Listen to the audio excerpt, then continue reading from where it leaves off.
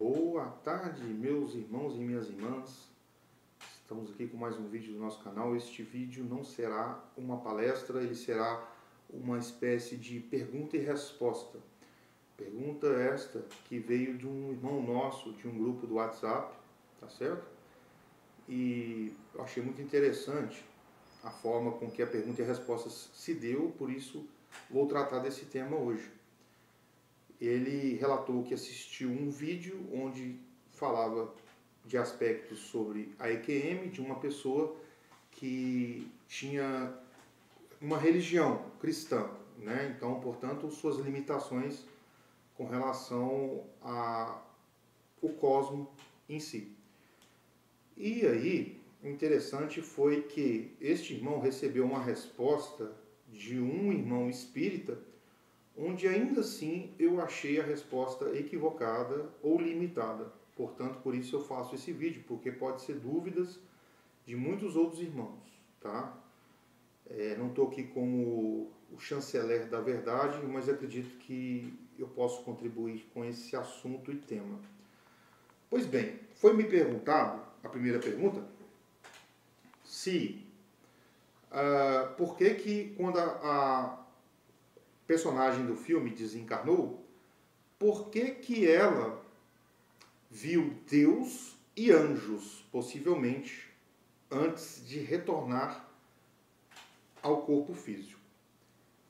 E eu respondi ao mesmo da seguinte forma: provavelmente ela desencarnou, era uma alma que tinha lá suas qualidades vibracionais, né? Na verdade, ela não desencarnou, perdão, ela teve um processo que a gente pode chamar de EQM, experiência de quase morte. Portanto, ela sai do corpo, né, físico, o corpo astral vai para a quarta dimensão e, no caso, com certeza, ela esteve sobre uma colônia espiritual. X, sem falar o nome de uma colônia específica. E aí, no entanto, acontece o seguinte: caso você seja muito religioso, limitado de forma consciencial com relação à realidade do universo, não que alguém aqui não seja limitado, mas eu estou falando de um limite muito profundo, vamos dizer assim. Estes irmãos espirituais podem se manifestar, sim, por meio de anjos, aparências angelicais, com asas, e vamos falar assim, o coordenador desses espíritos nesta experiência pode se manifestar como Deus, e foi o que aconteceu com ela. Ela viu Deus, anjos, e Deus dizendo para ela que não era o momento dela de desencarnar, que ela voltaria ao corpo, que ela ainda tinha missão a cumprir. Mas não é que ela estava tendo contato direto com Deus, fonte criadora, e nem necessariamente os chamados anjos, espíritos perfeitos. Podem muito bem ser nossos irmãos das colônias espirituais da quarta dimensão, plasmando-se como anjo e como Deus para dar essa orientação para ela. Porque eles explicarem para ela naquele momento que tudo que ela acreditou ao longo dos anos dela, naquela reencarnação, era mentira, seria talvez muito pesado para ela e em nada contribuiria no processo evolutivo da mesma.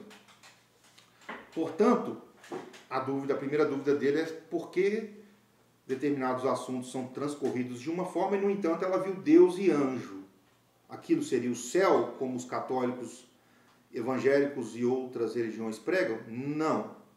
É uma colônia espiritual, resumindo, sob a qual ela teve amparo daqueles seres se passando por arquétipos dos quais ela tem condição de compreender a mensagem.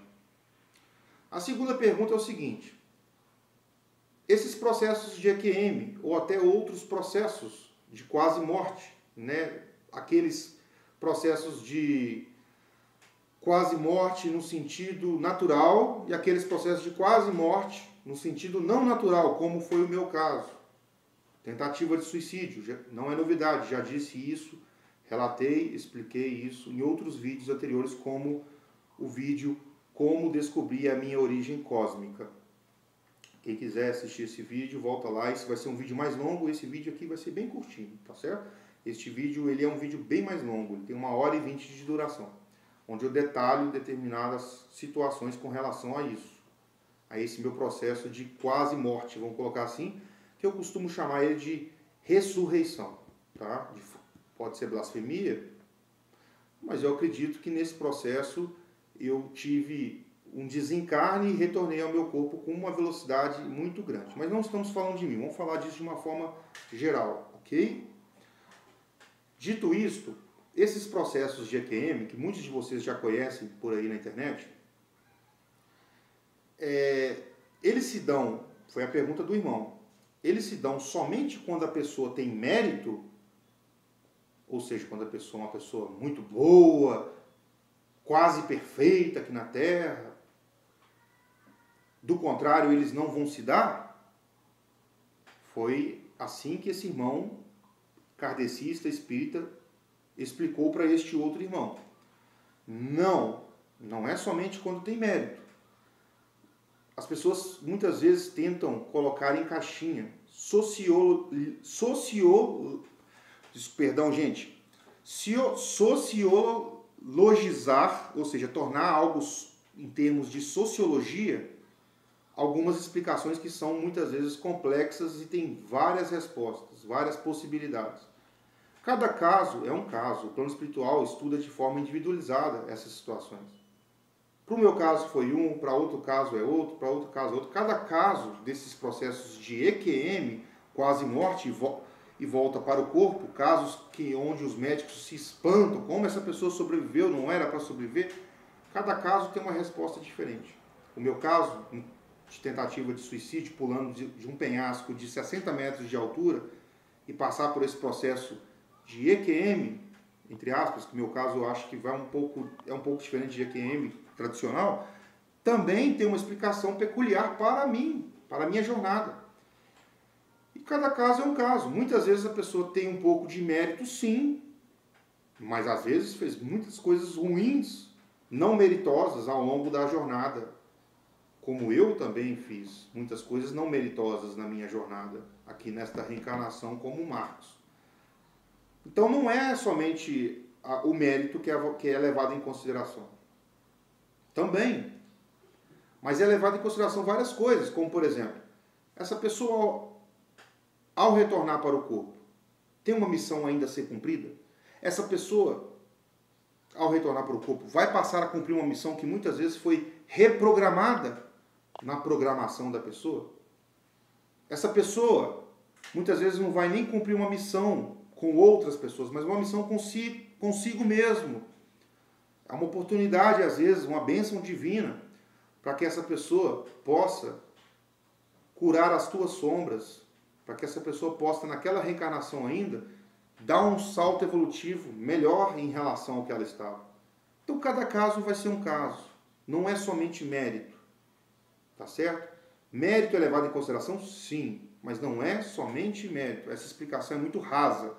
É uma tentativa de sociologizar, estou tendo dificuldade de falar a palavra sociologia em outro ângulo do aspecto semântico.